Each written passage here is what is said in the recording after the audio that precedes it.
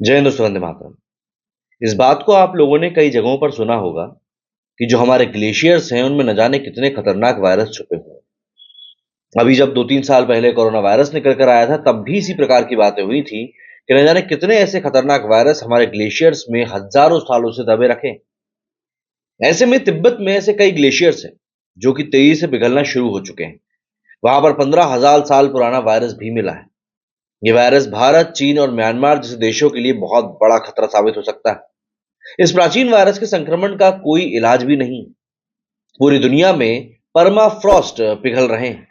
प्राचीन जीव, virus, bacteria जैसी चीजें लगातार निकल निकल कर सामने आ रही हैं। और ये किसी हॉरर फिल्म का सीन नहीं बल्कि एक तरह की सच्चाई। ग्लेशियर और परमाफ्रॉस्ट के पिघलने से वुली राइनो से लेकर 40,000 साल पुराने विशालकाय भेड़िए और 7.5 लाख साल पुराने बैक्टीरिया भी निकलने शुरू हो चुके हैं और इसके प्रमाण भी मिल चुके हैं। और सबसे बड़ी बात यह है कि इनमें से कई सारे बैक्टीरिया तो अभी भी जीवित है। सदियों पुराने मॉस में वैज्ञानिकों ने लैब में वापस जीवन डाला है। ये बेहद छोटे 42,000 साल पुराने राउंड वॉर्म है। हाल ही में वैज्ञानिकों ने तिब्बत के पठारों पर मौजूद गुलिया आइस कैप के पास से 15,000 साल पुराना वायरस निकाला है। और वो भी एक प्रजाति के नहीं बल्कि कई प्रजातियों के दर्जनों की संख्या में। ओहायो स्टेट यूनिवर्सिटी के माइक्रोबायोलॉजिस्ट जी पिंग जोंग ने बताया कि ये इंसानों के लिए किसी भी समय खतरा पैदा कर सकते हैं। ये वायरस समुद्री सतह से करीब 22,000 फीट की ऊंचाई पर चीन में तिब्बत के पिघलने वाले ग्लेशियर्स के नीचे से मिले। वैज्ञानिकों ने 33 ऐसे वायरस निकाले हैं जिनमें से 28 के बारे में पूरी दुनिया को कुछ भी नहीं पता है।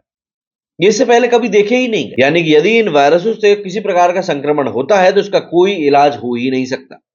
ओहायो स्टेट यूनिवर्सिटी के दूसरे साइंटिस्ट मैथ्यू सुलिवन ने कहा कि इन वायरसेस ने चरम स्थितियों में अपनी जिंदगी बिताई है। ये अब किसी भी तरह के तापमान या मौसम को झेल सकते हैं। ऑब्वियस ही बात है, नेगेटिव टेम्परेचर में इतने हजारों सालों तक दब के भी बच जाना ये अपने आप में बड़ी बात है।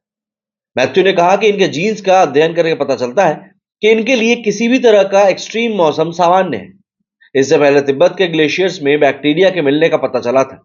यह दिन तेजी से हो रहा है कि इंसानों के सामने कठिन फ्यूचर का एक बहुत बड़ा संकट खड़ा हुआ है।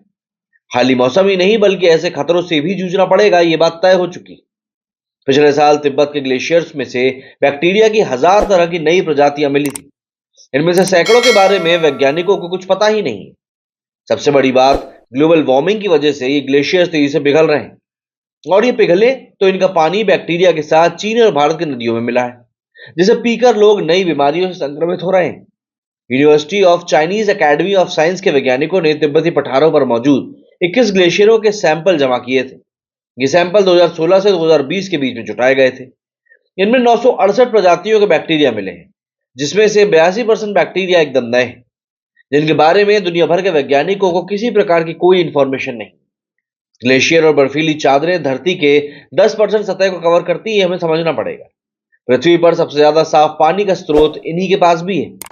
परेशानी की बात यह है कि हजारों साल से जमा इन ग्लेशियर्स के नीचे क्या है, कैसा एनवायरनमेंट है, कैसा वातावरण रहा है, कैसे जीव या कैसे माइक्रो मैकेनिज्म, माइक्रो जीव यहां पर रहे हैं, ये किसी को भी नहीं पता है। तिब्बत को वाटर टावर ऑफ एशिया भी कहा जाता है। वहां से एशिया की कुछ बेहद बड़ी और ताकतवर नदियां निकलती हैं।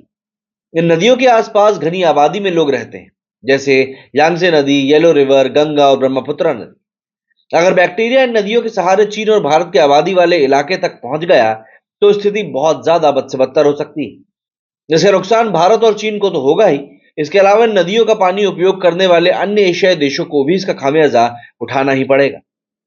क्या कहना है आप लोगों का इस बारे में? कमेंट करके जरूर बताइएगा। मेरे वीडियो फिलहाल इतना ही। जय हिंद, जय भारत।